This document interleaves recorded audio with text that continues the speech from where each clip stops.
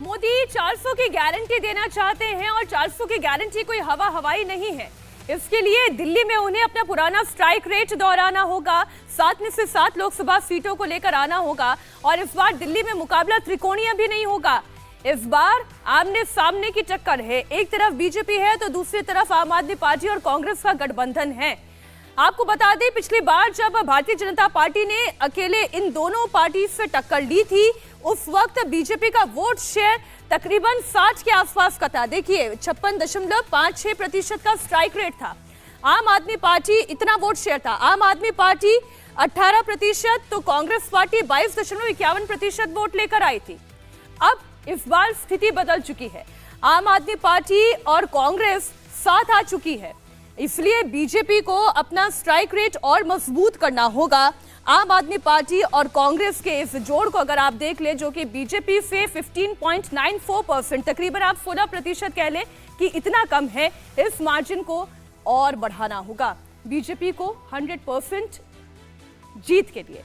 बात अगर पुरानी दिल्ली की करें, मतलब चांदनी चौक की, जिस इलाके में लाल किले से लेकर गुरुद्वारा हरगोविंद साहिब तक सब कुछ है।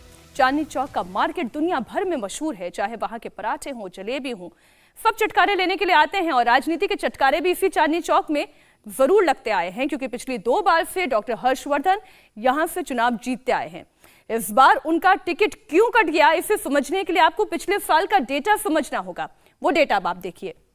चांदनी चौक सीट पर बीजेपी को पिछली बार 53.2% वोट आया था, वहीं आम आदमी पार्टी को 14.8% वोट था।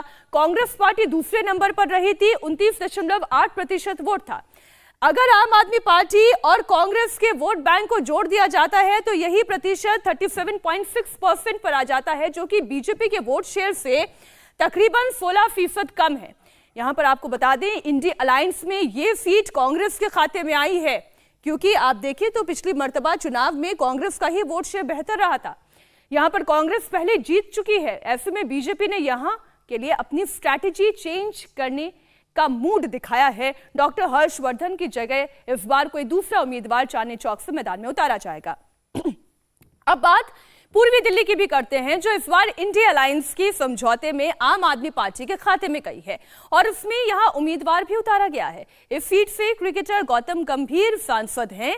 कहा यह जा रहा है कि इस बार पार्टी इन्हें रिपीट करने के मूड में नहीं है। 2019 के वोट प्रतिशत के आंकड़े को अगर आप गौर से देखें तो बीजेपी को पिछली बार सबसे ज्यादा 55.6% वोट इसी सीट पर मिले थे, जबकि आम आदमी पार्टी को 17.5%, यहां भी कांग्रेस पार्टी दूसरे नंबर पर रही थी, 24.3% वोट मिला था।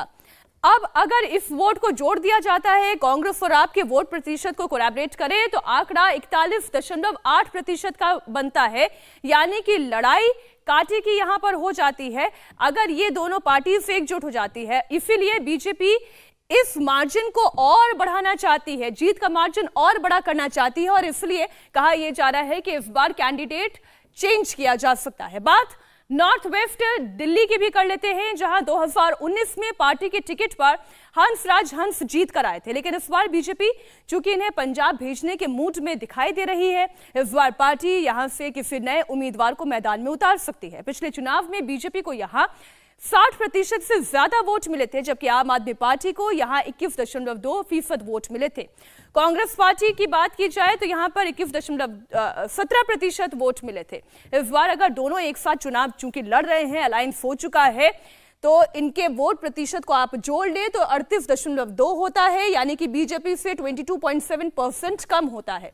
यहां से भी बदलाव मुमकिन है, दिखाई दे रहा है। बात नई दिल्ली सीट की भी कर ले, यहां का वोट प्रतिशत आप जान ले। सीट से बीजेपी की मीनाक्षी लेखी सांसद है, लेकिन देर रात हुई सीसी की बैठक में उनका पत्ता कट गया।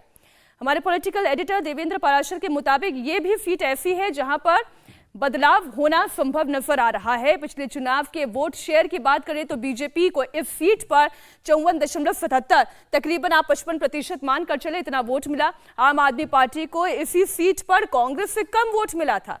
कांग्रेस यहां भी दूसरे नंबर की पार्टी रही, 26.91% यहां पर वोट मिला। अब इन दोनों को आप जोड़ लें तो 43.24% का ये जो आंकड़ा बनता है, ये बीजेपी से अगर मार्जिन में देखें तो 11.53% रहता है, इतना कम रहता है। इस सीट पर बीजेपी का ग्रैब ज्यादा है, लेकिन पार्टी इसके बाद भी कोई रिस्क नहीं लेना चाहती, इसलिए यहां भी कैंडिडेट चेंज किया जा सकता है।